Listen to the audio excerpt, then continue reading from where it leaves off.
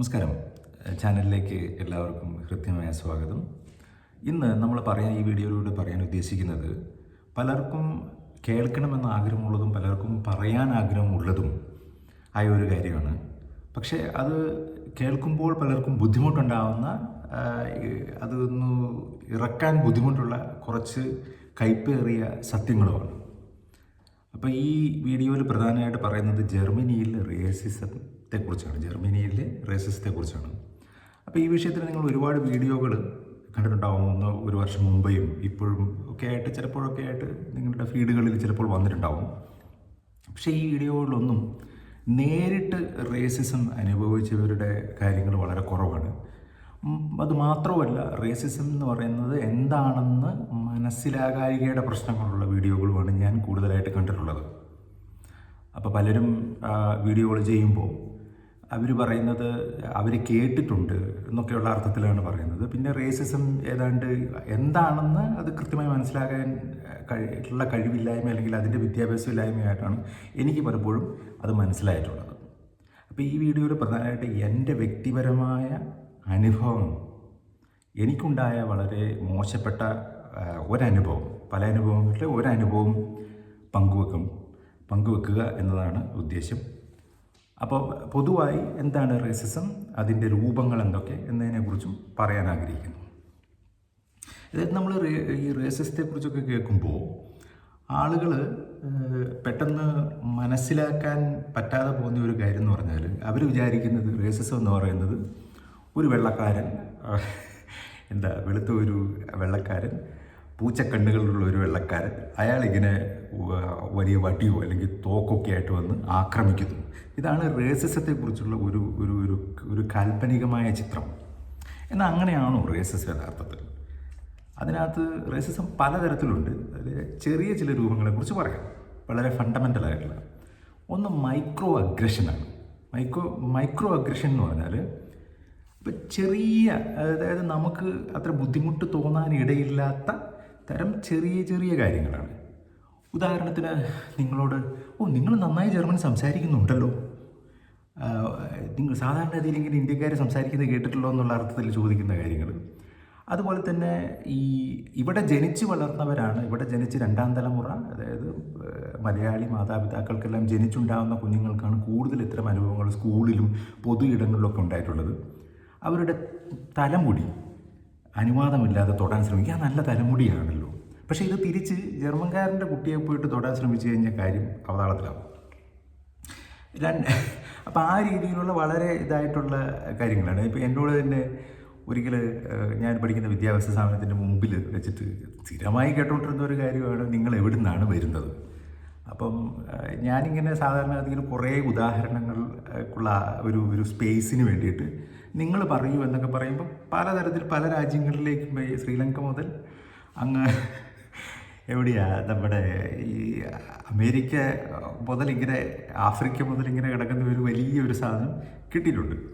പക്ഷേ ഈ ഒരവസരത്തിൽ ഞാൻ ചോദിച്ച സമയത്ത് അവർ പറഞ്ഞു, ഞാൻ പറഞ്ഞു ഞാൻ ഇന്ത്യക്കാരനാണെന്ന് പറഞ്ഞപ്പോൾ അവർ പറഞ്ഞു, അല്ല നിങ്ങൾ ഇന്ത്യക്കാരൊന്നുമല്ല, ഇന്ത്യക്കാരെ നമ്മൾ കണ്ടിട്ടുണ്ട്. അതായത് ഹോളിവുഡ് സിനിമയിൽ അവർ ഇന്ത്യക്കാരെ കണ്ടിട്ടുണ്ട്, അവർ TV കണ്ടിട്ടുണ്ടെന്നാണ് ഉദ്ദേശിച്ചത്.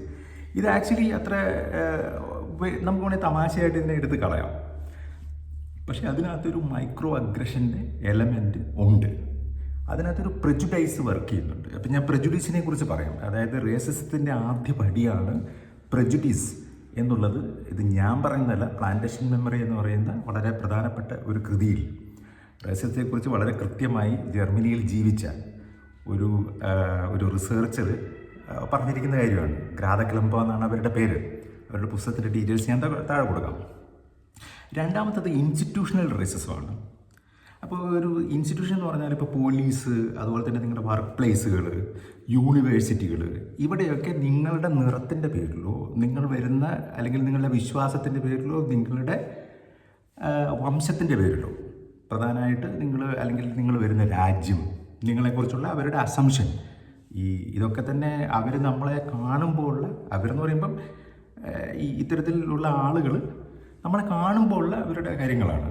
അപ്പോൾ അതിനെ അടിസ്ഥാനപ്പെടുത്തി ഇപ്പോൾ പോലീസിലൊക്കെ ചെല്ലുമ്പോൾ തന്നെ നിങ്ങളോട് ഭാഷ മാത്രമൊന്നുമല്ല ഇതിനകത്ത് പ്രശ്നം. പെട്ടെന്ന് ഒരാൾ നോക്കുമ്പോൾ ഉള്ള അവരുടെ ഈ ഇൻസ്റ്റിറ്റ്യൂഷൻ്റെ അകത്ത് കാലാകാലങ്ങളായിട്ട് ഇത്തരം റേസിസം പലതരത്തിൽ ഉണ്ടായിട്ടുണ്ട്. അപ്പോൾ അതിങ്ങനെ ഇൻസ്റ്റിറ്റ്യൂഷണൽ റേസിസം എന്നാണെന്ന് അറിയപ്പെടുന്നത്. അപ്പോൾ പലർക്കും ഒരുപക്ഷെ ഇന്ത്യക്കാരനായതുകൊണ്ട് ചിലപ്പോൾ വീട് കിട്ടിയില്ല എന്ന് വരാം. പിന്നെ ഉള്ളത് സ്ട്രക്ചറൽ റേസിസം. സ്ട്രക്ചറൽ റേസിസം എന്ന് പറയുന്നത് ഒരു ഡീപ്പ് റൂട്ടഡ് സോഷ്യൽ ബയാസാണ്. അപ്പം പ്രത്യേകിച്ച് പീപ്പിൾ ഓഫ് കളർ എന്ന് പറയുന്നത് ഈ ഇത്തരം സ്റ്റൈലുകളിലെ ഒരു പ്രയോഗമാണ്. നമ്മളൊക്കെ യഥാർത്ഥത്തിൽ പീപ്പിൾ ഓഫ് കളർ എന്ന ഒരു ഗണത്തിലാണ് പെടുന്നത്. അപ്പം അങ്ങനെയുള്ള വളരെ അപ്പോൾ ഉദാഹരണത്തിന് ഈ സ്ട്രക്ചറൽ റേസിസത്തെക്കുറിച്ച് പറയുമ്പോൾ നമ്മൾ മനസ്സിലാക്കേണ്ടത് ജർമ്മനിയിലാണ് ശരിക്കും സയൻറ്റിഫിക് റേസിസത്തിൻ്റെ ഒരു ഒരു ഒരു ഒരു അതിൻ്റെ തുടക്കവും അത് വളരെ കൃത്യമായി നടപ്പിലാക്കിയതും ഒക്കെ നമ്മൾ കണ്ടതാണ്. ഇപ്പോൾ ഉദാഹരണത്തിന് 1928-ലും 1925-ലും 1920-കളിൽ കേരളത്തിൽ ഒരു നാസി ചിന്തകൻ വരികയും അയാളൊരു ഫോട്ടോഗ്രാഫർ വരുന്നു. അയാളെടുത്ത ഫോട്ടോകൾ ഇപ്പം കേരളത്തിലെ ചില സാംസ്കാരിക മാസികകളിലൊക്കെ വരികയും ആളുകൾ ചർച്ച ചെയ്യപ്പെടുകയും ചെയ്തിട്ടുണ്ട്. അപ്പോൾ യഥാർത്ഥത്തിൽ അയാളെടുത്ത ഫോട്ടോകളൊക്കെ നമ്മൾ ശ്രദ്ധിച്ച് നോക്കിയാൽ കാണാം അയാളുടെ അതായത് ഒരുതരം ആര്യൻ വംശം എന്ന് അവരവകാശപ്പെടുന്ന ഒരു വംശം അത് മറ്റുള്ളവരെക്കാൾ മറ്റു വംശങ്ങളെക്കാൾ വലിയ കഴിവുകളുള്ള വംശമാണെന്ന് തെളിയിക്കാൻ വേണ്ടിയുള്ള ഒരു യാത്രയായിരുന്നു. അങ്ങനെ എടുത്ത ഫോട്ടോകളാണ്. അപ്പം ആ പ്രൊഫൈൽ ഫോട്ടോകളൊക്കെ ഉണ്ട്. ഇങ്ങോട്ട് നോക്കുന്നതൊക്കെ പ്രൊഫൈൽ ഫോട്ടോകളാണ്. അപ്പോൾ ഫോട്ടോഗ്രാഫിയെക്കുറിച്ചൊക്കെ പഠിക്കുമ്പോൾ നമുക്ക് കൃത്യമായിട്ട് അത് മനസ്സിലാവും. അപ്പം നമ്മുടെ നാട്ടിൽ ആ സമയത്ത് ആ അദ്ദേഹം വന്നിട്ട് എടുത്ത ഫോട്ടോ യഥാർത്ഥത്തിൽ പിന്നീട് സയൻറ്റിഫിക് റേസിസം, അതായത് റേസിസത്തിന് കൃത്യമായിട്ടുള്ളൊരു സയൻസ് ഉണ്ടെന്ന് ഒരു സയൻസിൻ്റെ ഒരു ശാഖ ഉണ്ടാക്കുകയും പഠിക്കുകയും അത് അവസാനം ജൂതന്മാരെയും അതുപോലെ തന്നെ ഉള്ള ഈ ലൈംഗിക ന്യൂനപക്ഷങ്ങൾ അതുപോലെ തന്നെ റോമാക്കാർ ഒക്കെ കോൺസെൻട്രേഷൻ ക്യാമ്പുകൾ, കമ്മ്യൂണിസ്റ്റുകാർ അവരെയൊക്കെ കോൺസെൻട്രേഷൻ ക്യാമ്പുകളിലേക്ക് ഇട്ട് കത്തിച്ച് കളയുകയും ചെയ്ത ഒരു ഒരു ഒരു ഒരു വലിയ പദ്ധതിയുടെ ഭാഗം നമ്മൾ കണ്ടതാണ്. അപ്പോൾ അതൊക്കെ യഥാർത്ഥത്തിൽ ഈ സൊസൈറ്റിയുടെ ഉള്ളിൽ കാലാകാലങ്ങളായിട്ട് കിടക്കുന്ന ചില അറിവുകളാണ്. അതായത് നമ്മളെപ്പോലുള്ള മനുഷ്യർ, പ്രത്യേകിച്ച് ഇന്ത്യ ഇവർ കാണുമ്പം തന്നെ കൃത്യമായിട്ട് നോക്കുമ്പോൾ അറിയാം. അതായത് സൗത്ത് ഇന്ത്യ, ഇപ്പോൾ കേരളം എന്നൊക്കെ പറയുന്നത് അവിടെയുള്ളത് ദ്രവീഡിയന്മാരാണ് കൂടുതലുള്ളത് എന്നൊക്കെയുള്ള രീതിയിലുള്ള കാര്യങ്ങളൊക്കെ ഇവർ പറയുന്നുണ്ട്. പല പഠനങ്ങളിലൊക്കെ ഇവരുടെ ഈ സയൻറ്റിഫിക് റിസർച്ച് ബന്ധപ്പെട്ട യൂജീനിക് സ്റ്റഡീസ് എന്നൊക്കെ പറയുന്ന മേഖലയിൽ കൃത്യമായിട്ടുണ്ട്. അതൊക്കെ നോക്കിയാൽ മനസ്സിലാവും. ഇനി പക്ഷേ ഇതൊക്കെ നമുക്കറിയാവുന്ന അക്കാഡമിക്കായിട്ടും അല്ലാതെയും കിട്ടുന്ന വിവരങ്ങളാണ് അല്ലേ. പക്ഷേ എനിക്കുണ്ടായ അനുഭവങ്ങളിൽ ഏറ്റവും കൂടുതൽ ഇത്തരം അനുഭവങ്ങൾ ഏറ്റവും വന്നിട്ടുള്ളത് അത് വളരെ ഒരു മയവുമില്ലാതെ ഒരു മടിയുമില്ലാതെ നമ്മളെടുത്തത് കാണിക്കുകയും പ്രയോഗിക്കുകയും ചെയ്തിട്ടുള്ളത് അത് വെള്ളക്കാരല്ല, അത് ജർമ്മനിയിലെ ഏറ്റവും വലിയ മൈഗ്രൻ്റ് കമ്മ്യൂണിറ്റി ആയിട്ടുള്ള ടർക്കിഷ് ജർമ്മൻകാർ, അതുപോലെ തന്നെ അറബ് വംശജരൊക്കെയാണ്. ഈ ടർക്കിഷ് ജർമ്മൻസ് ബെർലിനിലൊക്കെ വന്നവർക്കറിയാം. ഞാൻ എല്ലാവരെയും അല്ല പറയുന്നത് കേട്ടോ. ഇത് അടച്ചാക്ഷേപിച്ച് ഒരു പ്രത്യേക വിഭാഗം ആളുകൾക്കെതിരെ നമ്മളും അത്തരം ഈ റേസിസ്റ്റ് ചിന്താഗതിയുള്ള ആളുകൾ ചിന്തിക്കുന്നത് പോലെ വീണ്ടും ചിന്തിക്കുന്നതല്ല. മറിച്ച് ചില ആളുകൾ ഈ രീതിയിൽ ഉണ്ട് എന്നുള്ളത് പല ആളുകൾക്കും ബെർലിനിലും ഒക്കെ ജീവിക്കുന്ന ആളുകൾക്ക്, ജർമ്മനിയിൽ ജീവിക്കുന്ന ആളുകൾക്ക് അറിയാവുന്നതാണ്. അവർ പറയാൻ മടിക്കുന്നതാണ്. അപ്പോൾ ഈ പല സ്ഥലങ്ങളിൽ നമ്മൾ ചെല്ലുമ്പോൾ ചില തെരുവുകളൊക്കെ അതൊരു ഒരു ഒരു അഗ്രഷൻ നമുക്ക് ഫീൽ ചെയ്യും. ഞങ്ങളാണ് ഈ തെരുവ് ഭരിക്കുന്നത് എന്നുള്ള രീതിയിലാണ് ചില ടർക്കിഷ് ജർമ്മൻസ് പെരുമാറുന്നത്. എനിക്കുണ്ടായ അനുഭവത്തിലേക്ക് വരാം. വളരെ വേദനാജനകമായ ഒരു അനുഭവമാണ്. ഞാൻ എൻ്റെ വിദ്യാഭ്യാസ കാലഘട്ടത്തിൽ, എൻ്റെ കോളേജ് MA മാസ്റ്റേഴ്സ് ചെയ്തുകൊണ്ടിരിക്കുന്ന കാലഘട്ടത്തിൽ, നമുക്ക് മാസ്റ്റേഴ്സ് ചെയ്യുന്ന സമയത്ത് ഞാനൊരു പബ്ലിക് യൂണിവേഴ്സിറ്റിയിലാണ് പഠിച്ചത്. അപ്പോൾ ആ സ്കോളർഷിപ്പോട് കൂടിയാണ് പഠിച്ചത്. അപ്പോൾ ആ യൂണിവേഴ്സിറ്റിയിൽ പഠിച്ചുകൊണ്ടിരിക്കുന്ന സമയത്ത് നമുക്കൊരു സെമസ്റ്റർ ടിക്കറ്റ് തരും. അതിന് ഏതാണ്ട് ആ സമയത്ത് 300 യൂറോയുടെ അടുത്തേ ഉണ്ടായിരുന്നുള്ളൂ. അപ്പോൾ ആ സെമസ്റ്റർ ടിക്കറ്റ് എന്ന് പറഞ്ഞാൽ നമ്മൾ പ്രത്യേകിച്ച് വേറെ ടിക്കറ്റ് എടുക്കേണ്ട കാര്യമില്ല. ഈ ബെർലിനിൽ പബ്ലിക് ട്രാൻസ്പോർട്ട് ABC എന്നായിട്ടാണ് തിരിച്ചിരിക്കുന്നത്. ABയും Bയും ഉൾപ്പെടുന്നതാണ് പ്രധാനപ്പെട്ട നമ്മൾ പോകേണ്ടുന്ന ഇപ്പോൾ ഉള്ള അലക്സാണ്ടർ പ്ലാറ്റ്സും അങ്ങനെയുള്ള പ്രധാനപ്പെട്ട, അല്ലെങ്കിൽ നോയ്ക്കോൺ അടക്കമുള്ള സ്ഥലങ്ങളൊക്കെ വരുന്നത്. C യഥാർത്ഥത്തിൽ എയർപോർട്ടിൻ്റെ അങ്ങോട്ടേക്ക് പോകുമ്പോൾ മാത്രം C എടുത്താൽ മതി.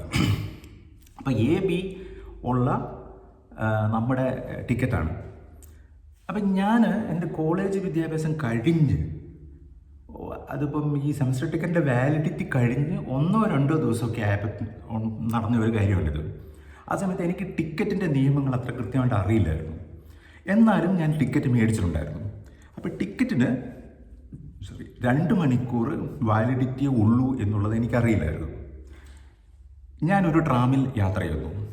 പെട്ടെന്ന് അന്നത്തെ ടിക്കറ്റ് എക്സാമിനർമാർ ബിഫോഗയുടെ ജർമ്മനിയിലെ ബെർലിനിലെ പബ്ലിക് ട്രാൻസ്പോർട്ടേഷൻ സിസ്റ്റം എന്നറിയപ്പെടുന്നത് ബിഫോഗയാണ്.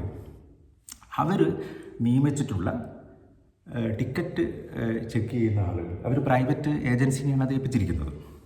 അപ്പോൾ അത്തരത്തിൽപ്പെട്ട 3 പേര് വരുവാണ്. ഈ 3 പേരെ കാണുമ്പോൾ തന്നെ നമുക്കറിയാം അതൊരു ടർക്കിഷുകാരാണ്. അവർ ടർക്കിഷ് ഭാഷയിലാണ് സംസാരിക്കുന്നത്. അപ്പോൾ എന്നെ കണ്ടു, ഞാനിത് ടിക്കറ്റ് കൊടുത്തു. അപ്പോൾ അവർ പറഞ്ഞു ഇത് വാലിഡ് അല്ല. അവരുടെ പെരുമാറ്റത്തിൽ തന്നെ മറ്റാളുകളോട് പെരുമാറുന്നവരെയല്ല അവർ പെരുമാറുന്നത്. നമ്മളെന്തോ ഇവിടെ ആരുടെയോ ഇവൻ്റെ എന്തോ മേടിക്കാൻ കയറി വന്ന പോലെയാണ്, ഇവൻ്റെ സൗജന്യമായി എന്തോ മേടിക്കാൻ കയറി വന്ന പോലെയാണ് അവൻ്റെ പെരുമാറ്റം. അവൻ ഒരിക്കലും ഒരു വെള്ളക്കാരനോട് അങ്ങനെ പെരുമാറില്ല. അത് വളരെ കൃത്യമാണ്. അപ്പം പിന്നീട് ഇവർ അഗ്രസീവ് ആവുകയാണ്. അപ്പം ഞാൻ പറഞ്ഞു ഞാനൊരു വിദ്യാർത്ഥിയാണ്, നോക്കും. അവർ ചിരിക്കുകയാണ്. ഞാനൊരു വിദ്യാർത്ഥിയാണ്, ഞാൻ ഇന്ത്യയിൽ നിന്ന് വരുന്ന ഒരു വിദ്യാർത്ഥിയാണ്, ഇന്ത്യ യൂണിവേഴ്സിറ്റി പഠിക്കുന്ന പറയുമ്പോൾ അവർക്ക് ചിരി വരുവാണ്. അവരത് വിശ്വസിക്കുന്നില്ല. അപ്പം ഞാൻ പറഞ്ഞു ശരി, നിങ്ങൾ പറഞ്ഞതിനനുസരിച്ച് ഞാൻ ഇതിൻ്റെ എന്താണ്, ഇപ്പം അന്ന് 60 യൂറോയായിരുന്നു, ഇപ്പോൾ ഇതിൻ്റെ വാലിഡിറ്റി കഴിഞ്ഞല്ലോ, ശരി ഞാൻ അതിൻ്റെ തുക അങ്ങ് തന്നേക്കാം. നിങ്ങളുടെ 60 യൂറോ എന്ന് പറയുമ്പോൾ നമ്മളൊരു ഇത് എന്താ അതിന് പറയുന്നത്, ഒരു നമ്മൾ ടിക്കറ്റ് ഇല്ലാതെ യാത്ര ചെയ്യുന്നതിനുള്ള ഫൈൻ 60 യൂറോ. ഞാൻ പറഞ്ഞു ശരി, ഇതാ എൻ്റെ കാർഡ്, 60 യൂറോ എടുത്തോളൂ, വേറെ പ്രശ്നങ്ങളൊന്നുമില്ലല്ലോ. അപ്പോൾ അവരുടെ കയ്യിൽ കാർഡ് മെഷീൻ വർക്ക് ചെയ്യുന്നില്ല, അത് നമ്മുടെ പ്രശ്നമാണോ? അപ്പോൾ അവരെന്നോട് പറയുകയാണ് അവരുടെ ഒപ്പം ചെല്ലാൻ. ഞാൻ പറഞ്ഞു ശരി ഞാൻ വരാം. അപ്പം 2-3 സ്റ്റേഷൻ കഴിഞ്ഞിട്ട് ഈ ട്രാം നിർത്തുവാണ്. അപ്പോൾ നമ്മൾ അവരുടെ ഒപ്പം ഇറങ്ങുവാണ്. ഒരു മഴ ചാറി തുടങ്ങി. അപ്പോൾ പറയുകയാണ്, ഇങ്ങനെ കൈ ചൂണ്ടിട്ട് എന്നോട് പറയുകയാണ് 500 മീറ്റർ അകലെയുള്ള ഒരു ATM മെഷീനുണ്ട്, ആ മെഷീനിൽ പോയി 60 യൂറോ എടുത്ത് കൊണ്ടുവന്ന് അവർക്ക് കൊടുക്കണം. അവരുടെ കയ്യിൽ മെഷീൻ ഇല്ലാത്തതുകൊണ്ടാണ്, ഞാൻ പണം കൊടുക്കാൻ തയ്യാറല്ലാത്തതുകൊണ്ടല്ല. ഞാൻ പറഞ്ഞു ശരി ഞാൻ പോയേക്കാം. അപ്പോൾ അവരെന്നോട് പറയുവാണ് താങ്കളുടെ മൊബൈൽ ഇങ്ങ് തരണം, താങ്കൾ ഓടിപ്പോയാലും. നിങ്ങൾക്കിത് വിശ്വസിക്കാൻ പറ്റുമോ? ജർമ്മനിയിൽ ഇങ്ങനെ, അതായത് ഇന്ത്യയെ പോലും ഇത്രയും നാണം കെട്ട രീതിയിൽ ഒരു ടിക്കറ്റ് എക്സാമിനർ റേസിസം കാണിക്കുന്നത് ഞാൻ കണ്ടിട്ടില്ല. എന്തടിസ്ഥാനത്തിൽ അയാൾ എനിക്ക് എൻ്റെ മൊബൈൽ പറഞ്ഞപ്പോൾ അപ്പം തന്നെ എനിക്ക് ദേഷ്യം വന്നു. ഞാൻ പറഞ്ഞു എൻ്റെ മൊബൈൽ ഇത് ഐഫോണാണ്, ഇതിൻ്റെ വില ഈ 60 യൂറോയേക്കാൾ കൂടുതലാണ്, നിങ്ങളിതും കൊണ്ട് ഓടിപ്പോകില്ലെന്ന് എനിക്കെന്താ ഉറപ്പ്? അപ്പോൾ പറഞ്ഞു അങ്ങനെയൊന്നുമില്ല, എൻ്റെ കയ്യിൽ അതിനേക്കാൾ വലിയ മൊബൈലുണ്ടെന്നൊക്കെ പറഞ്ഞ് പുള്ളിയുടേതായിട്ടുള്ള കാര്യങ്ങളൊക്കെ കാണിച്ചു. ആ സമയത്ത് എൻ്റെ ജർമ്മൻ പാർട്ട്ണറെ ഞാൻ വിളിച്ചു. അപ്പോൾ അവൾക്ക് പോലും കാര്യങ്ങൾ കൃത്യമായിട്ട് അറിയത്തില്ല. അവളോട് ജർമ്മൻ ഭാഷയിൽ ഇവർ ത്രട്ടൺ ചെയ്തു പോലീസിനെ വിളിക്കുന്നു. അന്ന് ഞങ്ങൾക്ക് മൈഗ്രൻ്റ് നിയമങ്ങളെക്കുറിച്ചോ അല്ലെങ്കിൽ ഇവിടുത്തെയുള്ള നിയമങ്ങളെക്കുറിച്ചോ കൃത്യമായ അറിവില്ലാത്തതുകൊണ്ട് ഞങ്ങൾ ഈ ഫോൺ അവരുടെ കൈവശം വെക്കുന്നതിനെ സമ്മതിച്ചു തത്വത്തിൽ. അന്ന് യഥാർത്ഥത്തിൽ പോലീസിനെ വിളിക്കുകയാണ് ചെയ്യേണ്ടത്. പോലീസിനെ വിളിച്ച് നമുക്ക് കൃത്യമായ അവകാശങ്ങളുണ്ട്. അതുപോലെ തന്നെ ആൻറ്റി ഡിസ്ക്രിമിനേഷൻ നിയമങ്ങൾ പാസ്സാക്കിയിട്ടുണ്ട് ജർമ്മനിയിൽ. നമുക്ക് ഇവർക്കെതിരെ കേസ് കൊടുക്കാവുന്നതാണ്. മാത്രമല്ല ഞാൻ മറ്റൊരു തരത്തിലും തെറ്റ് ചെയ്തിട്ടില്ല. ടിക്കറ്റ് ഇല്ലാതെ യാത്ര ചെയ്ത് ജയിലിലൊന്നും കൊണ്ടിടുകയൊന്നുമില്ല. നമുക്ക് ആ സമയത്ത് ഫൈൻ കൊടുക്കാം. ആ സമയത്ത് അല്ലെങ്കിൽ അവരൊരു ബില്ല് തന്നു കഴിഞ്ഞാൽ ഒരാഴ്ചക്കുള്ളിൽ പോയിട്ട് അതിൻ്റെ ഓഫീസിൽ കൊണ്ട് കൊടുത്താലും മതി. ആ മഴയത്ത് ഞാൻ വളരെ വിഷമത്തോടു കൂടി, ഇതിനൊന്നുമല്ല ഞാനിവിടെ വന്നെന്നുള്ള വളരെ വിഷമത്തോടു കൂടി അവിടെ പോയി പണം എടുത്ത് വന്നപ്പോഴത്തേനും ഇവരെവിടെയാണെന്ന് പറയാം, അതിന് തൊട്ടടുത്തുള്ള ഒരു ഗാംബ്ലിങ് നടക്കുന്ന ആ സ്ഥലം നടത്തുന്ന ഒരു ടർക്കിഷുകാരൻ്റെ അടുത്ത് ഇവർ ഈ ടർക്കിഷ് ഭാഷയിൽ അവിടെ സംസാരിച്ചുകൊണ്ട് ചിരിച്ചുകൊണ്ട് നിൽക്കുകയാണ്. എനിക്ക് വന്ന ദേഷ്യത്തിൻ്റെ കൈയും കണക്കുമില്ല. ഞാൻ അതിനിടയ്ക്ക് എൻ്റെ മൊബൈൽ, അവരുടെ കയ്യിൽ നിന്ന് മൊബൈൽ എനിക്ക് കിട്ടിയ പാടെ ഞാനത് കീശയിലിട്ട് അവരോട് കുറച്ച് നേരം സംസാരിച്ചു. അപ്പോൾ ഞാൻ വീഡിയോ ഓൺ ചെയ്തിട്ടുണ്ടായിരുന്നു. അവരെ കൊണ്ട് ഞാൻ പറയിപ്പിച്ചു. എന്നിട്ട് ആ വീഡിയോ ഞാൻ റെക്കോർഡ് ചെയ്തിട്ട് എനിക്ക് വന്ന ദേഷ്യത്തിന് കൈയും കണക്കൂല, മഴ നനഞ്ഞുകൊണ്ട് ഞാൻ തെറി വിളിച്ചുകൊണ്ട് ഇവന്മാരെന്ന് പറഞ്ഞാൽ അവർ പോയതിന് ശേഷം നമുക്കുള്ള ദേഷ്യം നമ്മളെങ്ങനെയാണ്, നമ്മളൊരു വിദ്യാർത്ഥിയായിട്ടൊരു രാജ്യത്ത് വന്നിരിക്കുകയാണ്. അപ്പോൾ ഈ രീതിയിലുള്ള വളരെ മോശപ്പെട്ട റേസിസ്റ്റ് അനുഭവം ഉണ്ടാവുകയാണ്. അപ്പോൾ തന്നെ ഞാൻ ട്വിറ്ററിൽ ബിഫോഗയ്ക്ക് ഈ വീഡിയോ സഹിതം കൊടുത്തു. അപ്പോൾ അവരുടെ മറുപടി എന്താണ്, ഞങ്ങൾ ഈ വിഷയം നോക്കാം, പക്ഷേ പ്രൈവസി നിയമപ്രകാരം നിങ്ങൾക്കിത് പബ്ലിഷ് ചെയ്യാനുള്ള ആവശ്യം. ഞാൻ പോയി പണി നോക്കാൻ പറഞ്ഞു. ഞാനത് ഡിലീറ്റ് ചെയ്യാൻ പോയിട്ടില്ല. അത് മാത്രമല്ല, പിന്നീട് ബിഫോഗയിലുള്ള ടിക്കറ്റ് എക്സാം ഇവരെയൊക്കെ ഏജൻറ്റുകൾ മുഖേന എടുക്കുന്നവരാണ് ഈ ബിഫോഗയുടെ ടിക്കറ്റ് എക്സാമിനേഴ്സ്. അതിനെക്കുറിച്ച് വലിയ വിവാദങ്ങളുണ്ടാവുകയും അവർ നടത്തുന്ന റേസിസത്തെക്കുറിച്ചുള്ള വലിയ വാർത്തകൾ ഉണ്ടായി വരികയും അമേരിക്കയിൽ നിന്ന് വന്നിട്ടുള്ള ഒരു കറുത്ത വർഗ്ഗക്കാരനായ മനുഷ്യനെയാണെന്ന് എനിക്ക് തോന്നുന്നത്. അയാൾ ഇവർ മൃഗീയമായി ആക്രമിച്ചതൊക്കെ വലിയ പ്രശ്നമായി. ഗാർഡിയനിലടക്കം ന്യൂസ് വന്നു, ഇൻ്റർനാഷണൽ മാധ്യമങ്ങൾ അത് റിപ്പോർട്ട് ചെയ്തു. അതുപോലെ തന്നെ ബെർലിനിൽ തന്നെ വലിയ തരത്തിലുള്ള പ്രതിഷേധം ഈ ബിഫോഗയുടെ ഈ വംശീയമായിട്ടുള്ള ടിക്കറ്റ് എക്സാമിനേഴ്സിനെതിരെ ഉണ്ടാവുകയും അവരതിന് പിന്നീട് ഇവരെയൊക്കെ കുറേ ആളുകളെയൊക്കെ മാറ്റിയിട്ട് ഇപ്പം കുറച്ചുകൂടിയൊക്കെ വ്യത്യാസപ്പെട്ടാണ് നിൽക്കുന്നത്. എങ്കിലും ഇത്തരത്തിൽ മനുഷ്യരെ കാണുന്ന ആളുകൾ നമ്മളെയൊക്കെ കാണുമ്പോഴത്തേനും നമ്മൾ അവരെക്കാൾ കുറഞ്ഞവരാണെന്നുള്ള ഒരു ചിന്തയും അത്തരത്തിലുള്ള സംഭവങ്ങളും പല ആളുകൾക്കും ഉണ്ടാകുന്നുണ്ട്. ഞാൻ എൻ്റെ ജീവിതത്തിലെ കാര്യമാണ് പറഞ്ഞത്. അപ്പം ഇതാണ് ഇത്തരത്തിൽ നമ്മൾ ഇത്തരം കാര്യങ്ങൾ പറയുമ്പോൾ, അതായത് റേസിസം എന്ന് പറയുന്നത് ഈ വെള്ളക്കാരൻ കറുത്തവർഗ്ഗക്കാരനോട് കാണിക്കുന്നത് മാത്രമല്ല എന്നും, ഇത് പല വിഭാഗങ്ങൾക്ക് എൻ്റെ വംശം നിൻ്റെ വംശത്തേക്കാൾ വലുതാണെന്നുള്ള ചിന്തയുള്ള എല്ലാവർക്കും ഉള്ളതാണെന്നുള്ള കാര്യം മനസ്സിലാകുന്നുണ്ട്. ഇതിപ്പം നമ്മളൊന്ന് പിന്നെ പറയാൻ തുടങ്ങിക്കഴിഞ്ഞിട്ടുണ്ടെങ്കിൽ ഇത് പലർക്കും വലിയ ബുദ്ധിമുട്ടുണ്ടാവും. നമ്മുടെ കുട്ടികൾ ജർമ്മനിയിൽ അനുഭവിക്കുന്ന പല കാര്യങ്ങളും അവർ തുറന്നു പറയാൻ തുടങ്ങിക്കഴിഞ്ഞാൽ കേരളത്തിലുള്ള പലർക്കും ബുദ്ധിമുട്ടുണ്ടാവും. അപ്പോൾ അതാണ് അതിൻ്റെ ഒരു കാര്യം. പിന്നെ ഇത് ഒരു തരത്തിലുള്ള എവരുടെ ഇഗ്നോറൻസിൻ്റെ ഭാഗമായിട്ടാണ് ഇത്തരം മനുഷ്യർ ചെയ്യുന്നത്. ഇതിനെ നമ്മൾ എങ്ങനെയാണ് ഇതിനെ കൈകാര്യം ചെയ്യേണ്ടത്? ഒന്നാമത്തെ കാര്യം, നമ്മൾ ഭയമില്ലാതെ ഇതിനെക്കുറിച്ച് സംസാരിച്ചു തുടങ്ങണം. ഇപ്പോൾ കഴിഞ്ഞ കുറച്ച് കാലം മുമ്പ് ഇവിടെ ഒരു കണക്കെടുപ്പ് നടത്തുകയും പലതരത്തിലുള്ള ഏജൻസികളുണ്ട്.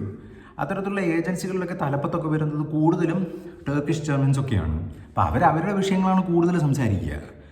നമ്മുടെ ആളുകളുടെ വിഷയങ്ങൾ സംസാരിക്കാൻ വേണ്ടിയിട്ടുള്ള കാര്യങ്ങൾ ഉണ്ടായിട്ടില്ല. അപ്പം നമ്മളിപ്പം എന്താണ് ഓരോ തരത്തിലുള്ള വീഡിയോകളൊക്കെ വരുന്നു.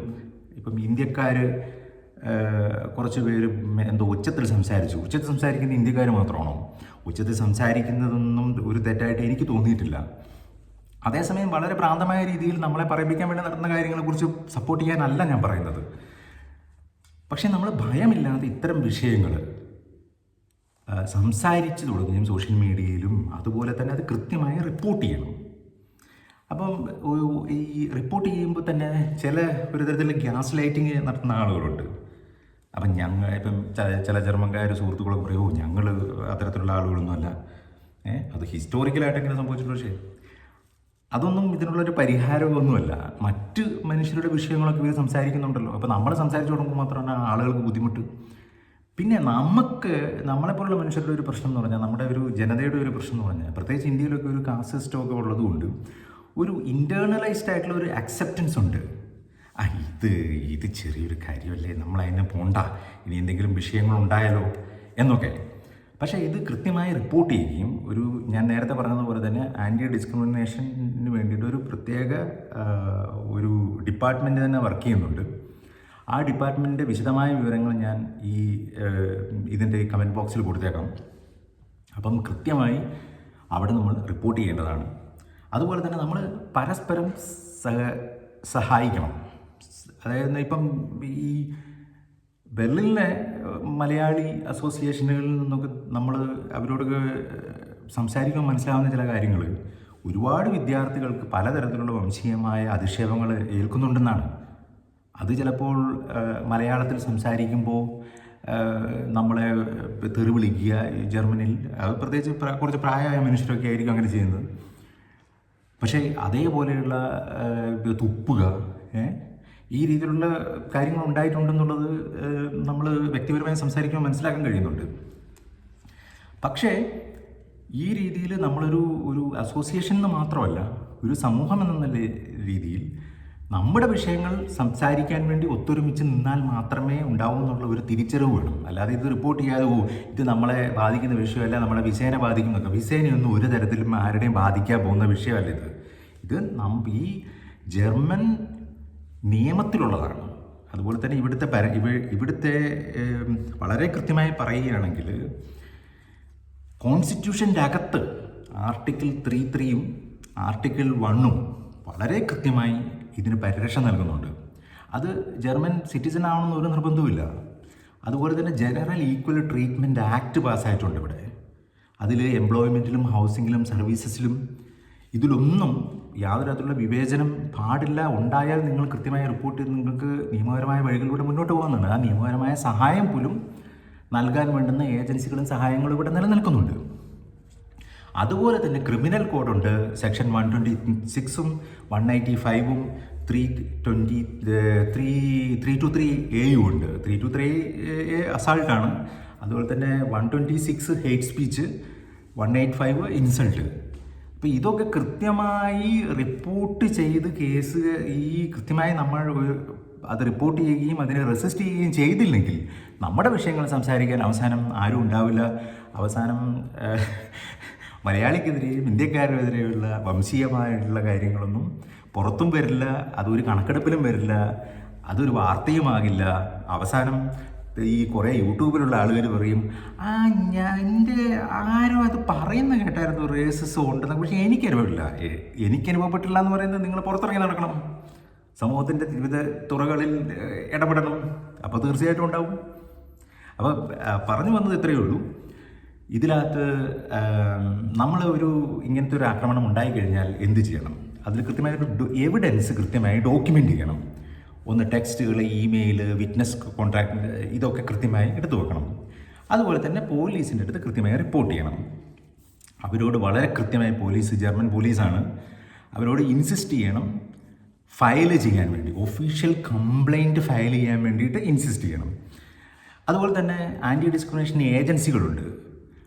ഏജൻസികൾ ഇപ്പോൾ ഇവരുടെ ഒഫീഷ്യൽ ഇതിൽ തന്നെ അവരുടെ ഏജൻസി നമുക്ക് കോൺടാക്ട് ചെയ്യാം. അന്നേരം ലോയർമാരുമായിട്ട് കണക്ട് ചെയ്ത് തരും, അങ്ങനെയൊക്കെ ചെയ്യും.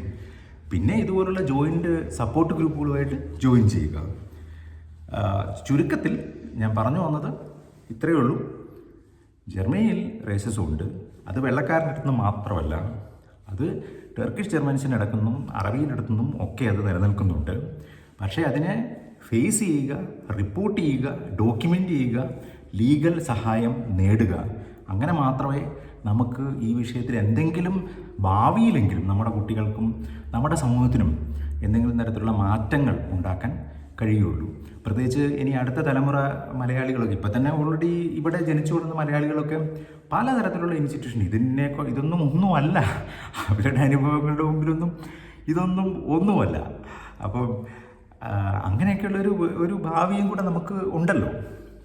അപ്പം അതിലൊക്കെ സഹായകരമാവട്ടെ എന്ന് വിചാരിക്കുന്നു. ഈ വീഡിയോ നിങ്ങൾക്ക് ഇഷ്ടപ്പെട്ടു എന്ന് വിചാരിക്കുന്നു. ഇഷ്ടപ്പെട്ടാലും ഇല്ലെങ്കിലും ഇഷ്ടപ്പെട്ടതിൻ്റെയും ഇഷ്ടപ്പെടാത്തതിൻ്റെയും കാരണങ്ങൾ കമൻറ്റിൽ പറയാൻ. നിങ്ങൾക്ക് ഇന്ന് ഏതെങ്കിലും തരത്തിൽ ഇത്തരം അനുഭവങ്ങൾ ഉണ്ടായിട്ടുണ്ടെങ്കിൽ അതും കമൻറ്റ് ബോക്സിൽ പറയുക. നമുക്കത് വിശദമായി ഡിസ്കസ് ചെയ്യാം. Thank you.